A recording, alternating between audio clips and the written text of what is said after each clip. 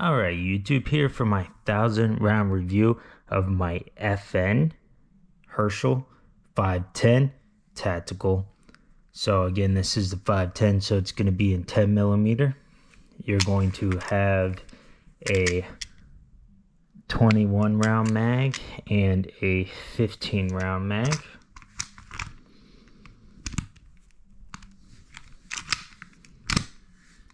The firearm is going to be fully ambidextrous, so you're going to have a magazine release on the left hand side of the firearm, a magazine release on the right hand side of the firearm, a slide release / slide stop on the right side of the firearm, and on the left side of the firearm. On the left side of the firearm is going to be your takedown lever. The trigger is a hinge trigger like the traditional 509 head. It is not a safety blade trigger, it is a hinged safety trigger. It is going to be striker fired, and it does come optics ready from factory with tritium 3 glow sights. It's during the day, blacked out rear, white in the front. It does come with a threaded barrel. So in total, I put 1,003 rounds through the firearm, and most of which is going to be hollow points, hunting ammo, and defense ammo. I put a lot of Underwood, Buffalo Bore, double tap through it. And then primarily the FMJs I put through it were Blazer, Winchester White Box, and a few other kinds, but not a whole bunch of FMJs through it. In total, I probably put about 700 of defense and hunting ammo through it, and only about 300 FMJs. The reason being is because this is my home defense gun, so I wanted to make sure I vetted it for that. And it's also going to be my woods gun in defense against bears and bobcats and stuff like that. So I needed to test it thoroughly. Right now I have it loaded up with some critical defense from Underwood, some hardcast, and some hollow points from double tap, I think. Yeah, I'm pretty sure they're double tap. So my thoughts on the gun: the recoil feels like a 45 ACP, even though it's 10 millimeter. There is quite a bit of rise in the gun, not so much for me, but when I had my nephew shoot it, who is younger, I noticed a lot of muzzle rise, what you would typically see in a 357 Magnum revolver. So you do get that with this firearm. So obviously it's not for novices, but if you're okay shooting something like a 357 Magnum revolver, you shouldn't have any issue at all handling any 10 millimeter, especially not a FN, which feels more like a 45 ACP. It doesn't really beat your hand up as much as a 357 Magnum would be in like a snub nose revolver or something like that. So I did paint this with Culture Hustle's The World's Blackest Black. I didn't sand it or prep it or anything before I did it, and I knew it wasn't going to be permanent, so I didn't actually prep it properly. So as you can see, it is starting to come off, but I mean, it is what it is. It's a two-tone battle worn black and FDE. Eventually all the black paint will come off. It is going to all come off eventually.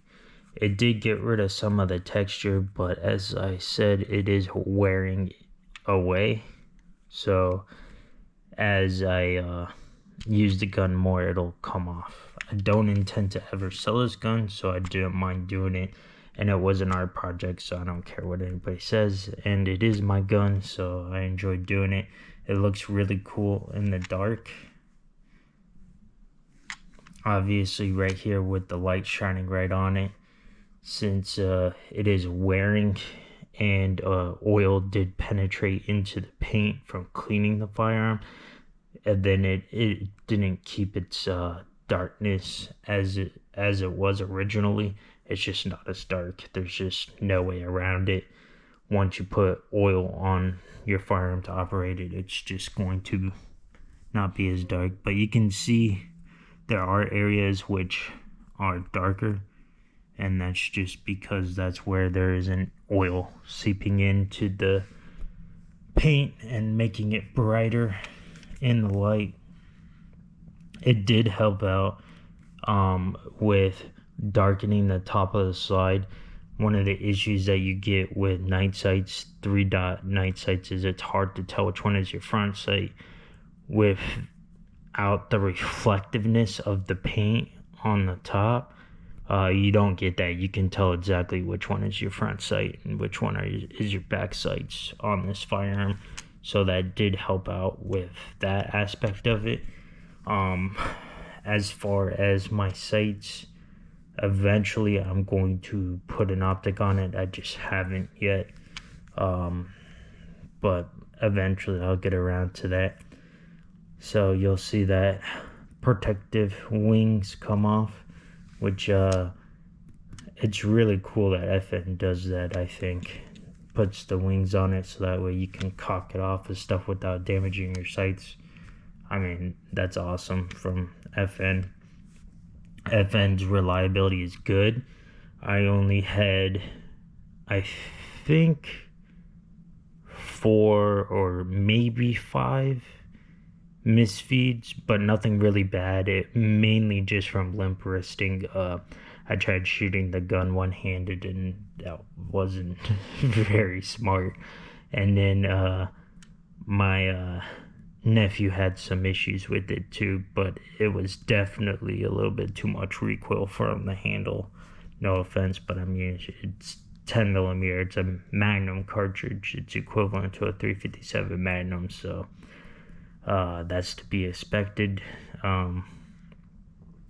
Accuracy on it is good enough for a defense pistol. It's not going to be the most accurate gun ever. I mean, it is what it is. It's a pistol.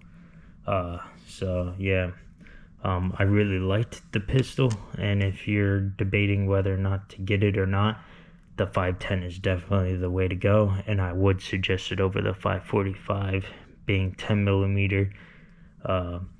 It can take down bears, bobcats, boars, which is everything you would need in my location for it. This is the only cartridge that is legal in most states to handgun hunt white-tailed deer. So right then and there, that'll tell you a lot about the cartridge, the effectiveness of it, the ethical kills that you can get with it.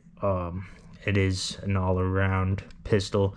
If you need something for home defense, obviously it's not really a carry pistol, but I mean, it is what it is. If you wanted to, you can, but it's a hunting pistol, defense pistol, that sort of thing. So I consider it an all-around pistol. In my area I'm in, bears tend to roam around, so it's good to have just in case. I'm not expecting a bear to break in, but if they do, at least I'll have that capability. I do have a mix of defense as well as hunting loads inside of my gun, just in case I have to. There is some hard cast in my magazines. I do load my magazines with 3 different types of ammo in each of my guns. I've always done that. If the pistol won't run that and runs into issues, then it's not going to be in my rotation. I mean, it is what it is. I am trusting my life to these guns, so I always put them through at least 1,000 rounds review. A lot of people think 1,000 rounds is excessive, but I have had a pistol go 500 rounds before it started showing issues. So it's just good to do. Make sure that your pistol is good and reliable, like this FN has been. Alright, YouTube. See you.